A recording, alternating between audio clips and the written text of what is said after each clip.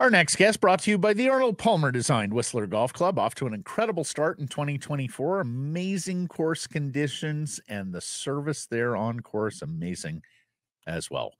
We're reminding group organizers of 12 or more, it is not too early to book your September and October corporate and buddy outings. And of course, you, the group organizer, plays for free. The prime times are filling up fast. Get on this. Tell us about your group. whistlergolf.com/groups. Here he is from the Province and Post Media, Canucks beat writer, Mr. Patrick Johnston. How are you? Well, the takeaway there is it's good to be the group organizer. Oh, that's right. Sure. Yeah, well, don't the group organizer should get some sugar here, right? Don't tell people that you're doing it though. Don't just you make it sound like it's a philanthropic endeavor that I'm just doing this for us as friends. No. Or you just lay it bare. I'm tired of chasing you guys for money after all these years. So guess what? Yeah. I'm playing for free, and the rest of you are paying. Let's go have us a day or a weekend. As a sometime group organizer, I think that free round is it's the least you can do. Somebody, in fact, at the it was at the Vancouver Canadians game that we were at a week ago Saturday, Patrick. Somebody asked me, why don't you do boat party anymore? And the main reason is we kind of outgrew boat party, but the second reason was, and this was before electronic transfers of money, right? Like chasing people for money became a full-time job. So running a beer league team, I've taken over. This is the good thing. The Dave and Trev, who ran our beer league teams, full credit to them, because they figured out long ago that the number one item in player recruitment is, do they pay their dues? Exactly. Will they pay That's it. promptly? But Interac e-transfers, I don't care how good they are. Interac e-transfers should have eliminated all of this. It should. Have, good word choice. Should. Yeah. Okay, let's get into the Canucks. Yeah, sure. You've written about Arturs, or you're writing about Arturs. No, I wrote about him the other day, yeah. Okay, you wrote about Arturs Silovs. Thanks for reading. Why is he still what gives? Well, why is he still RFA? I'm not sure. I mean, I suppose I had a few thoughts. Agent didn't get back to me. But I'm not sure if he ever gets back to anybody. I mean, what are the windows of negotiation here? Like, there's not a whole lot. He doesn't have our rights. Yeah. The pondering I did was, are they waiting to see if the Canucks say get off the Poolman contract, and then there's a little more wiggle room for a Silovs number? I mean, otherwise, there's like $1 million right now, kind of sitting there unspent, and presumably it's for him. It's sitting back being, what are your comfort levels? There's a bit of, I suppose, on the player's side saying, listen, we know you need me, so what are you going to do about it? He doesn't have a whole lot of leverage.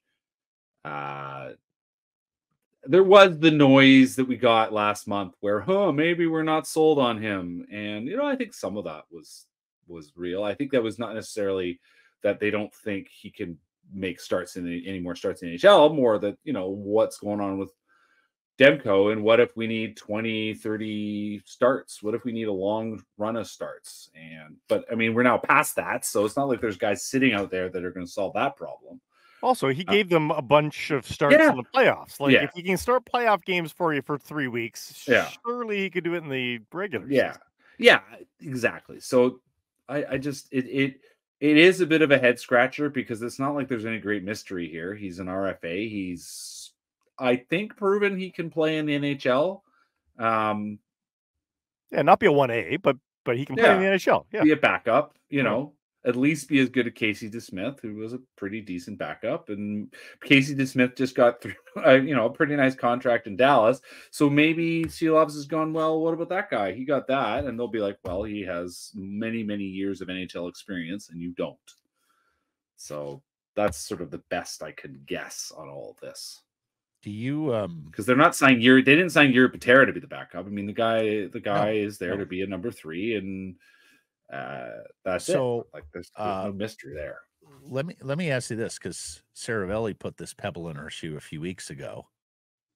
That is there a team that is so high on Silovs after his postseason exploits that they wait for the Canucks to basically cap themselves out and then come hitting with an offer sheet. Do you think there's any chance of that? Yes. Someone emailed me and said, "Do you think there could be this?" I'm like, yeah. He's in the realm there where there should be more. It's one of those ones. There should be more offer sheets at his level of play because the price is very low. I think a $2 million offer is a third-round pick, if I'm not mistaken. Like, it's nothing. Mm-hmm. So you could do it to be sporting if you're an enemy of the Vancouver Canucks, just to piss them off, right? I mean you could sink it. You could sink another team with a cap hit that you know they're going to match, but they're not going to be happy to match. I mean, the thing that that did used to happen. People forget the reason why Matthias Ohlund got his first ever contract in the NHL was because Bill Waters said, "Enough of this, Pat Quinn. Stop being cheap with your guy, and I'm going to try to pry him away." So I mean, it's not like it hasn't. It's just it hasn't happened before. It's just been a very long time. Yeah, the fact Frank brought it up. We all know someone kind of aired that to him, whether it happens or not. Sure. Well, no, your point is a fair one, though, Patrick. Offer sheets are like Santa Claus and the Easter Bunny. You hear a lot about them. Yeah. Nobody ever sees them. No. So, yeah, I have my doubts, but yeah. I mean, you would have to think the Canucks match for a third-round pick and just are upset about what they're paying them. Yeah, exactly. And then they have to make some choices. But, they do have some wheel room. Like, I was doing this the other day. I'm doing it right now. You go through teams that you could conceive of being interested in adding him. And, like, they kind of already got their goalie. Like, even Chicago, they got Mrazek and Brossoit. It's not amazing. But, like, if you're being asked to pick your goalies, like, but are they really going to go and say, this is a guy that we're really jumping over for? Like, they've got Kemper, they've got Rittich, like, like it is. Rittich. Yeah, I get what you're saying. Listen, I don't disagree, right? But is it worth it?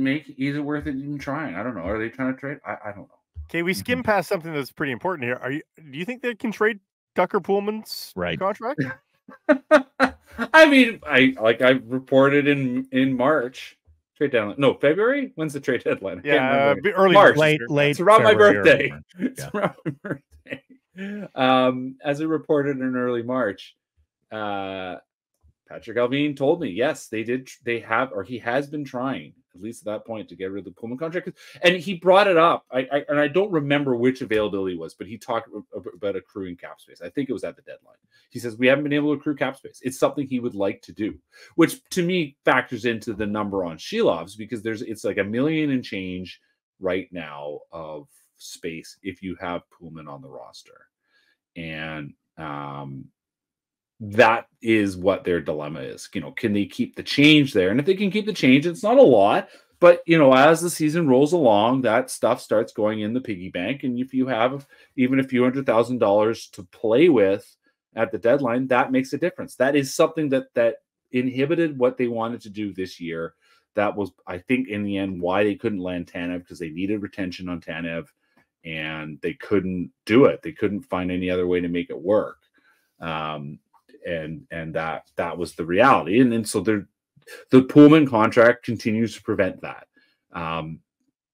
And I think you should be willing to I think that cap space is far more important than whatever late round pick might be the price. And if it takes, the only things that matter, and I wrote about this last week, are first and second round picks. Like, late round picks just don't hit anymore. So just move off of your third, your fourth, your fifth, your sixth, your seventh. If you trade all 5 of them, if you want, right? So you pay a third round pick to get rid of Tucker Poolman. That sounds reasonable for me. No, sure, whatever. So maybe that's the other factor in this, is we're sitting and waiting. Like, that's a kind of move that probably doesn't happen until training camp, once teams have a really firm upfront sense of where they're at, what they're going to look like, what they're going to be doing this season, who's gotten hurt, who really is ready to go. And so that point, whether it's Chicago or San Jose or any other, I suppose Utah is still in that range, teams that have some cap space to work with to absorb of the last year of the Poolman contract, that maybe that's what we're waiting on. to go back to Silovs. Maybe it's just that there's a number that they want to get to, but they're just not ready to, I don't know. I mean, it's in the end, the Poolman deal would allow them to do a lot if they could get rid of that, but that gives you another, 2.5. Yeah. So and you spend the, then you look at like Mark Friedman and you take that and that becomes over 3 million. You're just, he's not on your roster. There's the 3 million. That's a decent player. Like that's a useful, handy player that you're going to, maybe you can trade for or whatever. So this is obviously me spitballing and drawing what we do know off of what we do know. So there's still some possibilities here. So explain to them, should it come to pass that they don't trade the Tucker Poolman contract, they got a couple of ways they can go about accounting for that in training camp. Well, I mean, there's LTIR, right? Like, is that what you mean? Yes. Yeah. So, I mean, it's space you can still work with. You are allowed to replace, if the player is injured and can go on long term, you can replace essentially the player. You don't get to save money. That negates the whole idea of accrued money. However, that particular contract, however it's going to be replaced, you can exceed, basically you can push that contract all the way off the books. That's as long as you're at the cap. As long as you're at the cap. Yeah. But I mean, so if it's even a portion, you can exceed by the port. Anyway, it's an accounting maneuver. So you can essentially replace up to $2.5 million of his contract. But it's cleaner if he's just not there. That's just clean up on LTIR after you set the roster, though. Yeah. Right. Like there's ways to do it. There's maneuvering you have to do. Absolutely, exactly. But it's not like they've lived with this reality for 2 seasons, right? Like Poolman hasn't played since January of 2023. I saw him play in 2023. So he hasn't played in a year and a half, and really hasn't been a factor for almost 2 seasons. So. But it's the last thing they have that's that sort of cap blockage. It's a minor one, but it's one that they would rather use that money on a real player. But we know that they've said that. Jay Fresh, in his first projection at the NHL standings, has the Canucks at 111 points, tied with the Oilers for first in the Pacific and first in the league. Yeah. What do you think of them apples? Oh, it's about scoring goals, I guess. The defense certainly is at best the same. Yeah. It's a reminder to me about, at the end of the day, that where the league is at, it's about scoring goals. And scoring goals is something the Canucks did very well, even when they weren't shooting the lights out.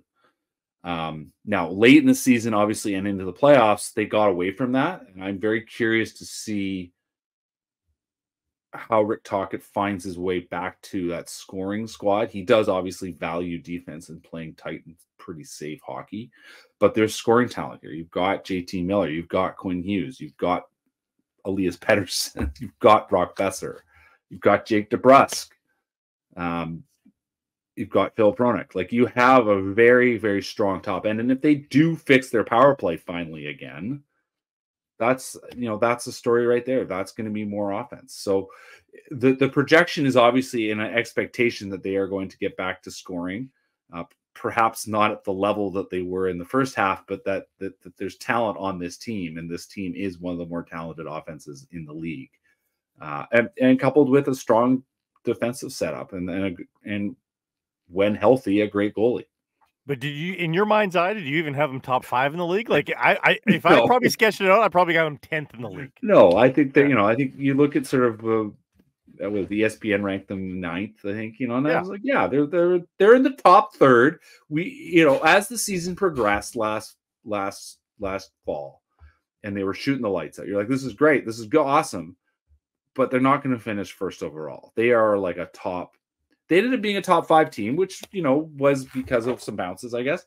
And being top 10, given where they'd been, was nothing to sniff at. But in the end, a top 10 team is not the same as a top 5 team, because a top 5 team inevitably is a team that's truly pushing for the Stanley Cup, and they want to be a top 5 team. So to see the projection suggest that they are a top 5 team, I went, okay, it's interesting. Maybe maybe this will work out better than I thought. But top 10 teams, you mean 5 through 10 aren't contenders, Stanley Cup contenders, but they can win the cup.